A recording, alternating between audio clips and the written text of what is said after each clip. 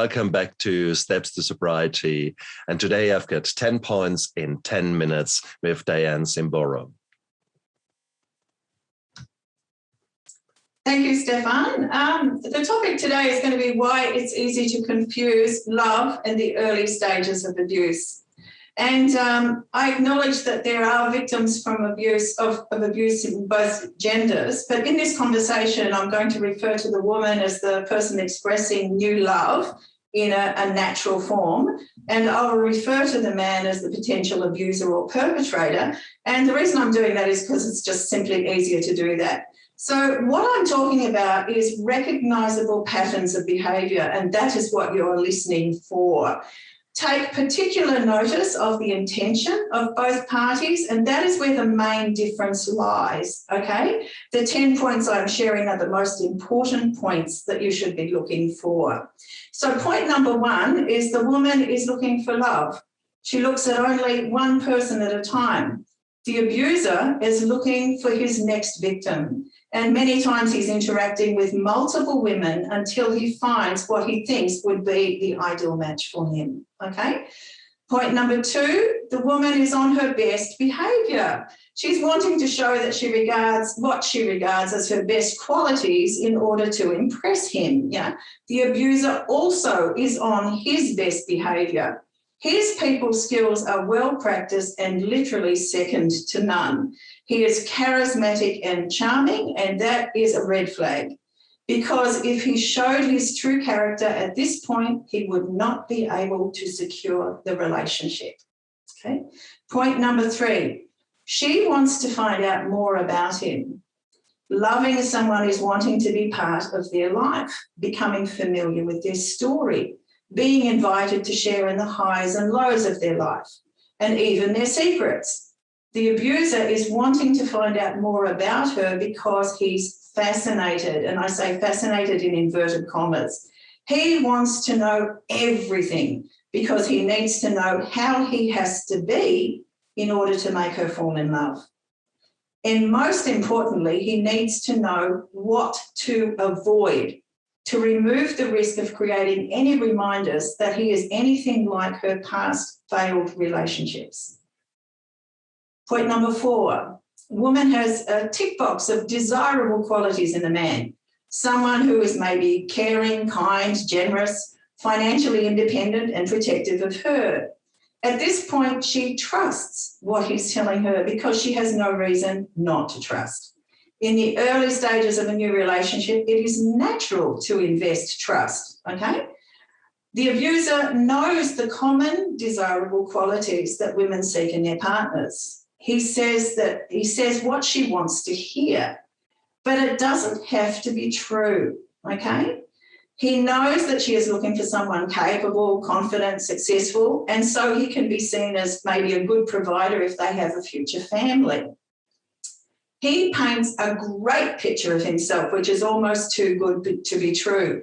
Another red flag, okay? He is playing the role of the perfect man well. But a simple Google search at this point might reveal that it is all lies, okay?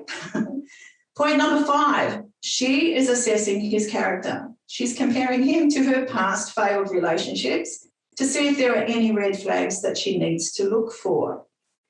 The abuser realises he is being assessed. He knows what to avoid to show that he is different to her previous relationships because he's already asked her. He is calculating and measured in his behaviour at this stage. Point number 6, the woman shares about her life because he seems to be fascinated by her more than other men that she's met before. She easily shares her skills, talents, hobbies, interests, and then she goes into her childhood and family relationships and then issues of the past, especially failed relationships and her reasons for the failures or what she thinks the reasons were. The abuser shares only carefully selected portions of his life, or he even creates stories that will have the desired effect of creating sympathy or even pity from his new partner. He claims that he is a victim of a bitch or he is the victim of an abusive and painful childhood. So what does this do? This creates a justification for any questionable behaviour on his part. So he'll say, oh, what you just did triggered off some memories of fill in the blanks. All right. Or when you did that, it reminded me of, again, fill in the blanks. Okay. So he is in the very early stages of conditioning you and your behaviour around him, teaching you what not to do and what his expectations are. He especially doesn't want you talking to his ex, because then you will discover the truth about him. That's why he paints her as a bitch. I hope the language is okay, Stefan. On to point number 7. She hopes for commitment, but is willing to settle for connection at first. Okay? Her abuser rushes to commitment. It's a whirlwind affair, and that's another red flag. He secures the relationship quickly so she doesn't have time to look really closely. The early stages of love are intoxicating, and it's easy to avoid detection at that time because the heart is switched on and the head is basically switched off. Okay. Point number 8. The woman is waiting for the heart to say, this is the one. The head is not as important at this stage in the new relationship. She is willing to overlook minor issues because she believes love can overcome pretty much everything. The abuser, his head is switched on at all times. He is waiting for his head to say, this is the one. He's very quick to proclaim his love for her, another red flag. But his style of love is very different to hers.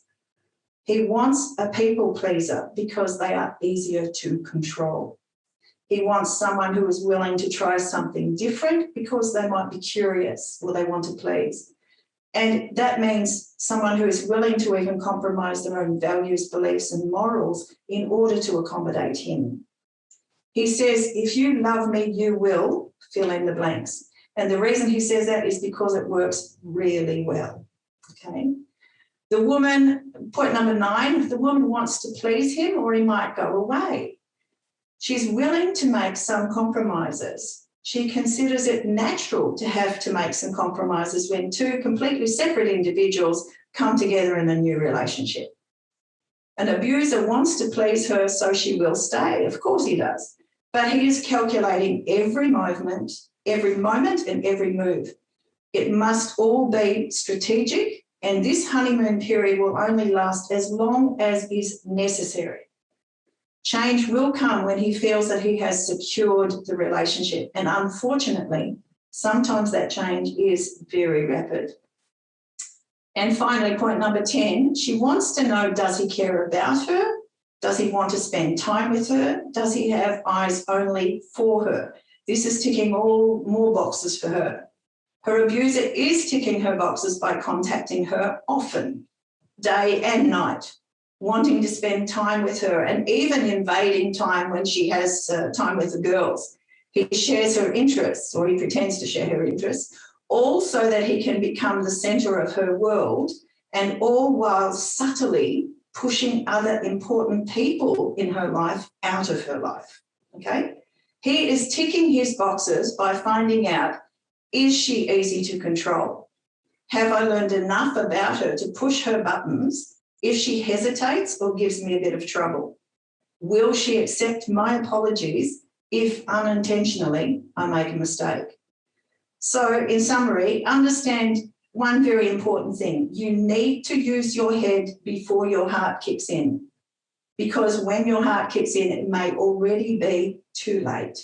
Say no quickly, then after saying no, switch on your head and stand back to watch what happens. Narcissists and serial abusers hate the word no. And abusers are what they are because what they are doing is working for them on some level, okay? What they don't want to do is relinquish their control. Abusers see resistance as unjust, as stupid as it might seem. They label themselves as a victim. They feel perfectly justified in pushing back hard and punishing the person resisting them. No problem with that. They see no need for them to change because they see no problem in what they are doing. The only problem they have is when other people don't share their perspective. And that's it, Stefan. Absolutely wonderful. Thank you so much, Dianne. These are very, very important words. And I hope many women out there and men do listen to that, because narcissists are there. 1 in 200 men are narcissists, or wrong. 1 in 200 of the population are narcissists, and 75% of those are men. So it's unfortunately far too common. And therefore, let's look out for those people who will do absolutely everything to destroy your life just because it pleases them, literally. And it's not on. Dianne, thank you so much for these wonderful words. Look after yourself. And you guys out there, look after yourself. In this case, very literally, head and heart. Bye.